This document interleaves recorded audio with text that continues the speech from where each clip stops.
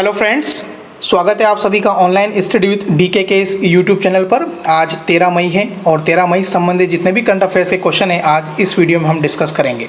Friends, current affair जो जितनी भी सरकारी एग्जाम्स हुई, for example bank, SSC, REET, UP TET, जितनी भी सरकारी एग्जाम्स होती है सभी सरकारी एग्जाम्स में जो है करंट अफेयर्स जो है काफ़ी इंपॉर्टेंट रोल प्ले करता है। तो उसी चीज़ को ध्यान में रखते हुए ऑनलाइन स्टडी विथ डीके के ऊपर अब आपको डेली करंट अफेयर्स की वीडियो भी जो उपलब्ध कराए जाएंगे। तो सभी विद्यार्थियों से निवेदन है कि इस वीडियो को आप अंत तक देखिएगा और जितना हो सके इसको अपने दोस्तों के साथ शेयर जरूर कीजिएगा। और इस पूरे वीडियो की पीडीएफ फाइल भी हमारे ऐप पर उपलब्ध है, जिसकी लिंक आपको नीचे डिस्क्रिप्शन बॉक्स में उपलब्ध करा दी गई है। और हमने ये जो करंट अफेयर्स की सीरीज़ है 9 मई से स्टार्ट की है। तो अगर आपने हमारी जो पुराने वीडियो हैं अगर वो नहीं देखे तो उसकी भी लिंक आपको नीचे डिस्क्रिप्शन बॉक्स में उपलब्ध करा रखी है, वहाँ पर जाकर के आप वो सारे वीडियो देख सकते हैं। तो शुरू करते हैं हम। सबसे पहला क्वेश्चन है हमारा आज का, कोरोना वायरस वैक्सीन विकसित करने के लिए आईसीएमआर, जो कि Indian council of medical research के नाम से है, किस कंपनी के साथ हाल ही में समझौता किया है? तो कोरोना वायरस वैक्सीन विकसित करने के लिए आईसीएमआर ने भारत बायोटेक के साथ जो है समझौता किया है। इसमें पुणे के अंदर जो एनआईवी यानी कि नेशनल इंस्टीट्यूट ऑफ वायरोलॉजी है, वहाँ पर जो मरीज है उन मरीजों से जो अलग अलग पेशेंट से अलग अलग स्ट्रेन लिया जाएगा और वैक्सीन विकसित करने में जो है वो सहायता की जाएगी। तो आईसीएमआर यानी कि Indian council of medical research ने भारत बायोटेक के साथ कोरोना वायरस वैक्सीन बनाने के लिए हाल ही में एक समझौता ज्ञापन पर हस्ताक्षर किया है। आईसीएमआर का इम्पोर्टेंट रोल है अभी, क्योंकि कोरोना वायरस महामारी के चलते आईसीएमआर यानी कि Indian council of medical research का काम काफ़ी बढ़ गया है। तो इनके जो वर्तमान में महानिदेशक है आईसीएमआर का, उनका भी आप नाम याद रखिएगा। इनके जो वर्तमान में महानिदेशक है उनका नाम है बलराम भार्गव। ठीक है, ये भी एग्जाम में पूछा जा सकता है कि आईसीएमआर के वर्तमान में महानिदेशक कौन है, वो है बलराम भार्गव। और आईसीएमआर का हेडक्वार्टर है न्यू दिल्ली में। तो काफ़ी इंपॉर्टेंट क्वेश्चन है। भारत बायोटेक ने आईसीएमआर के साथ कोरोना वायरस वैक्सीन को विकसित करने के लिए समझौता ज्ञापन पर हस्ताक्षर हाल ही में किए हैं। सेकंड क्वेश्चन है, WHO यानी कि वर्ल्ड हेल्थ ऑर्गेनाइजेशन और यूनाइटेड नेशंस ने चेचक उन्मूलन की कौन सी वर्षगांठ पर हाल ही में एक स्मारक डाक टिकट जो है वो जारी किया है? तो ये वर्तमान में 40वीं वर्षगांठ थी। इसके ऊपर WHO और यूनाइटेड नेशंस ने चेचक उन्मूलन की 40वीं वर्षगांठ पर एक स्मारक डाक टिकट जो हाल ही में जारी किया है। मैं आपको बता दूं, चेचक के टीके की खोज जो एडवर्ड जेनर ने की थी। तो ये भी एग्जाम में साइंस के अंतर्गत क्वेश्चन आता है, पूछा जाता है कि चेचक के टीके की खोज किसके द्वारा की गई थी? तो एडवर्ड जेनर ने की थी। तो वर्ल्ड हेल्थ ऑर्गेनाइजेशन और संयुक्त राष्ट्र संघ, जिसको हम यूनाइटेड नेशंस बोलते हैं, उन दोनों ने चेचक उन्मूलन की जो 40वीं वर्षगांठ बनाई है। काफ़ी इंपॉर्टेंट क्वेश्चन है ये। थर्ड क्वेश्चन है हमारा, अंतर्राष्ट्रीय हॉकी महासंघ, जिसको हम FIH के नाम से जानते हैं, के अध्यक्ष के रूप में नरेंद्र बत्रा का कार्यकाल कब तक के लिए बढ़ा दिया गया है? तो कोविड-19 के चलते बहुत सारी ऑर्गेनाइजेशन जो है उनके अध्यक्ष पद का जो है वो इस साल नई नियुक्ति उसमें नहीं की गई है और सबका कार्यकाल जो 1 साल या 2 साल के लिए बढ़ा दिया है। तो अंतर्राष्ट्रीय हॉकी महासंघ के जो अध्यक्ष है नरेंद्र बत्रा, इनका कार्यकाल कब तक के लिए बढ़ा दिया है? तो ये 2021 तक के लिए बढ़ा दिया है। ठीक है, इसके पहले मैं आपको एक और नियुक्ति बता दूं जिसकी मेलबोर्न क्रिकेट क्लब है, उनके भी अध्यक्ष का जो कार्यकाल है वो 1 साल तक के लिए बढ़ा दिया है। तो मेलबोर्न क्रिकेट क्लब के वर्तमान में अध्यक्ष जो है वो श्रीलंका के विकेट कीपर थे कुमारा संगकारा, तो उनका भी जो है कार्यकाल 1 साल तक के लिए बढ़ा दिया गया है। और अभी ये अंतर्राष्ट्रीय हॉकी महासंघ ने भी जो इनके अध्यक्ष थे वर्तमान में नरेंद्र बत्रा, इनका भी कार्यकाल 1 साल बढ़ा करके 2021 कर दिया। तो ये भी आप याद रखिएगा। कुछ इंपॉर्टेंट फैक्ट मैं इसमें बता दूं आपको। अंतर्राष्ट्रीय महासंघ जो है हॉकी का यानी कि फेडरेशन ऑफ हॉकी जो है, इसका मुख्यालय लॉजेन में है जो कि स्विट्ज़रलैंड में है।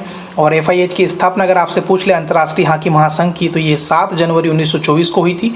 और FIH के जो वर्तमान में CEO हैं यानी कि प्रबंध निदेशक, उनका नाम है थियरी विल। अंतर्राष्ट्रीय हॉकी महासंघ के कार्यकारी बोर्ड ने 47वीं FIH कांग्रेस को स्थगित करने का भी फैसला लिया है, जो 28 अक्टूबर से 1 नवंबर 2020 को नई दिल्ली में मई 2021 तक नियोजित किया गया था। ठीक है, तो ये भी आप याद रखिएगा। ये 3 पॉइंट तो आप जरूर याद रखिएगा। अंतर्राष्ट्रीय हॉकी महासंघ का हेडक्वार्टर कहाँ पे? तो ये लॉजेन स्विट्ज़रलैंड में है। और अंतर्राष्ट्रीय हॉकी महासंघ की स्थापना 7 जनवरी 1924 को हुई है। और अंतर्राष्ट्रीय हॉकी महासंघ के CEO जो हैं वो है थियरी विल। इसके अलावा अगर आपसे अध्यक्ष पूछ ले तो ये तो मैं बता ही चुका हूँ आपको, नरेंद्र बत्रा, और इनका कार्यकाल जो 2021 तक अभी अंतर्राष्ट्रीय हॉकी महासंघ के द्वारा कर दिया गया है। चौथा क्वेश्चन है, startup India animal husbandry grand challenge पुरस्कार हाल ही में प्रदान किए गए हैं। तो क्वेश्चन आपको ये है आज का कि ये किसके द्वारा प्रदान किए गए हैं? तो ये जो हमारे भारत के केंद्रीय मंत्री हैं गिरिराज सिंह, इनके द्वारा जो है ये भारत के पशुपालन एवं मत्स्य विभाग के केंद्रीय मंत्री है गिरिराज सिंह, इन्होंने हाल ही में startup India animal husbandry grand challenge पुरस्कार जो है वो प्रदान किए हैं। तो मैं बता दूं ये 5 क्षेत्र में पुरस्कार दिए गए हैं, कौन कौन सी श्रेणी है और ये किसे मिला है मैं आपको फटाफट बता देता हूं। वैल्यू एडेड प्रोडक्ट्स में Krishak Mitra agro service private limited Mumbai को प्रदान किया गया है। एलिमिनेटिंग मिल्क अडल्ट्रेशन में जो है white gold technologies limited Mumbai को ये पुरस्कार दिया गया है। और प्रोडक्ट ट्रेसेबिलिटी के लिए इमरटेक सॉल्यूशन प्राइवेट लिमिटेड मुंबई को दिया गया है। और ई कॉमर्स सॉल्यूशंस के लिए जो है ये मूव फार्म गोरेगांव जो कि हरियाणा में इसे प्रदान किया गया है। और breed improvement and animal nutrition के लिए अडीज टेक्नोलॉजी जो है कर्नाटक में उसे प्रदान किया गया है। और केंद्रीय पशुपालन डेयरी और मत्स्य पालन के जो राज्य मंत्री है, ये भी आप याद रखिएगा, राज्य मंत्री की बात कर रहा हूँ मैं आपको। केंद्रीय मंत्री तो मैंने बता दिया आपको गिरिराज सिंह है, लेकिन अगर राज्य मंत्री पूछ ले तो इनका नाम है संजीव कुमार बालियान, याद रखिएगा। तो startup India animal husbandry grand challenge पुरस्कार हाल ही में किसके द्वारा प्रदान किए गए हैं, तो ये गिरिराज सिंह के द्वारा प्रदान किए गए हैं। और ये 5 श्रेणी में दिए जाते हैं और किस किस को दिए गए इस टेबल में है, याद रखिएगा। 5वां क्वेश्चन है हमारा, भारत ने 5 द्वीप देशों की सहायता के लिए कौन सा मिशन हाल ही में शुरू किया है, तो ये मिशन है मिशन सागर। इसमें जो हमारे 5 द्वीप देश हैं उनमें जो लॉकडाउन के कारण जो लोग वगैरह फंसे हैं उनकी सहायता उसमें की जाएगी। तो मैं बता दूं आपको ये 5 द्वीप देश कौन कौन से हैं। तो हिंद महासागर के 5 द्वीप देशों में मालदीव, मॉरिशस, सेशल्स, मेडागास्कर, कोमोरास ये आते हैं 5 देश। और मिशन सागर के अंतर्गत जो है वो हिंद महासागर क्षेत्र के देशों को सहायता प्रदान करने के लिए 10 मई 2020 को जो है मिशन सागर की शुरुआत की गई है। और यह मिशन जो है प्रधानमंत्री नरेंद्र मोदी का जो सागर प्रोजेक्ट है, यहाँ पर सागर का फुल फॉर्म भी मैं आपको बता देता हूँ, security and growth for all in the region, अर्थात क्षेत्र में सभी की सुरक्षा और विकास के दृष्टिकोण से प्रेरित है ये सागर प्रोजेक्ट। ठीक है, तो जो भारत के हिंद महासागर में 5 द्वीप देश हैं, मालदीव, मॉरिशस, सेशल्स, मेडागास्कर और कोमोरोस, इन देशों के लिए जो है वो सहायता स्टार्ट की गई है। ठीक है, तो इस मिशन का नाम क्या है, इस मिशन का नाम है मिशन सागर, याद रखिएगा आप, ऑप्शन नंबर 2 वाला सही होगा। अगला प्रश्न है, राष्ट्रीय तकनीकी प्रौद्योगिकी अथवा टेक्नोलॉजी दिवस हम हर साल कब मनाते हैं, तो ये हम मनाते हैं 11 मई को। काफ़ी सुपर इंपॉर्टेंट क्वेश्चन है, कुछ डिटेल में इसमें आपको बता दूँ ये क्यों मनाया जाता है। क्योंकि भारत में 11 मई 1998 को पोखरण में किए गए शक्ति प्रथम परमाणु मिसाइल का सफल परीक्षण की ये वर्षगांठ है, उसकी याद में मनाया जाता है। यानी कि भारत में दूसरा जो है परमाणु परीक्षण किया गया था पोखरण में 11 मई 1998 को। ठीक है, और ये किसकी देखरेख में किया गया था, ये जो भारत के पूर्व राष्ट्रपति स्वर्गीय श्री डॉक्टर APJ अब्दुल कलाम, उसकी देखरेख में ये जो है द्वितीय परमाणु परीक्षण पोखरण में किया गया था। तो उसी की वर्षगांठ को याद करने के लिए हर साल 11 मई को जो है वो राष्ट्रीय तकनीकी दिवस हम मनाते हैं। और इसको जो है हम पोखरण परमाणु परीक्षण के नाम से भी जानते हैं इस दिन को, जबकि मई 1974 में पहला परमाणु परीक्षण किया गया था। ठीक है, ये भी आप याद रखिएगा। पहला परमाणु परीक्षण कब किया गया था अगर आपसे पूछ ले तो ये राजस्थान के पोखरण में 1974 में किया गया था। और दूसरा कब किया गया, ये 1998 में किया गया। ठीक है, और जो 1974 में जो पहला परमाणु परीक्षण किया गया था उसका कोड नाम था स्माइलिंग बुद्धा, ये भी आप याद रखिएगा। ठीक है, तो काफ़ी महत्वपूर्ण क्वेश्चन है। राष्ट्रीय तकनीकी प्रौद्योगिकी या फिर टेक्नोलॉजी दिवस अगर आपसे पूछ ले तो ये हर साल 11 मई को मनाया जाता है। और ये कब से मनाया जा रहा है, ये 1998 से मनाया जा रहा है। 7वां क्वेश्चन है, कोविड-19 की वजह से चल रहे लॉकडाउन के बीच रेलवे ने कब से पैसेंजर ट्रेन की जो है शुरुआत करने की घोषणा की है, तो ये 12 मई से जो है वो पूरे देश में दिल्ली से 15 ट्रेनें जो है चलाई जाएगी। और इसके जो रिजर्वेशन के जो फॉर्म है वो 11 मई से स्टार्ट हो गए शाम को 4 बजे से। तो आप सभी लोगों को पता होगा कि 22 मार्च की रात्रि 12 बजे के बाद जो है प्रधानमंत्री नरेंद्र मोदी के आह्वान पर पूरे देश में ट्रेनों का परिचालन जो है वो कोरोना वायरस के कारण बंद कर दिया गया था। तो 50 दिन से भी अधिक हो चुके हैं, कोई भी ट्रेन भारत में नहीं चली है, सिर्फ श्रमिक ट्रेनों को छोड़ करके। तो अब 15 जोड़ी ट्रेनें चलाई जाएगी और सारी ट्रेन जो है दिल्ली से स्टार्ट होगी। और इसके लिए IRCTC की जो वेबसाइट है उस पर जो है वो रिजर्वेशन शुरू हो चुका है।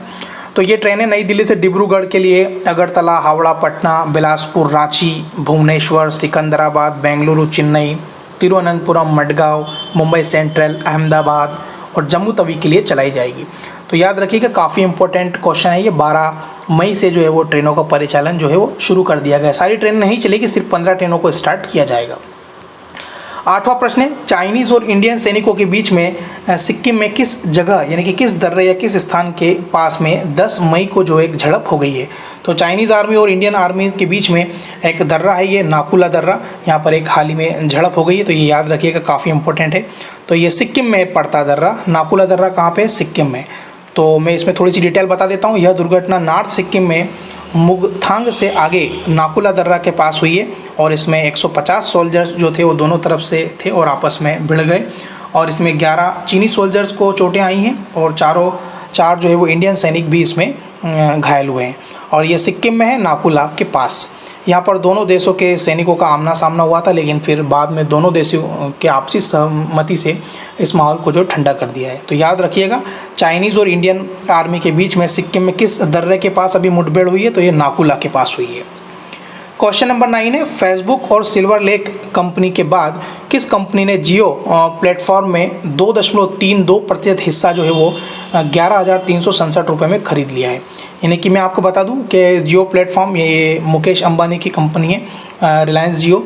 तो रिलायंस जियो की जियो प्लेटफॉर्म कंपनी में पहले फेसबुक ने अपने हिस्सेदारी खरीदी है, उसके बाद सिल्वर लेक ने अपनी हिस्सेदारी खरीदी और अब तीसरी कंपनी बन गई है ये विस्टा वाली, विस्टा इक्विटी पार्टनर्स। इसने जियो प्लेटफॉर्म में जो है लगभग 2.5% हिस्सेदारी जो है वो, यानी कि अगर हम परसेंट की बात करें तो 2.5% और अगर रुपए की बात करें तो 11,367 करोड़ रुपए में जो है इसकी हिस्सेदारी खरीदी है, 2.32% हिस्सेदारी।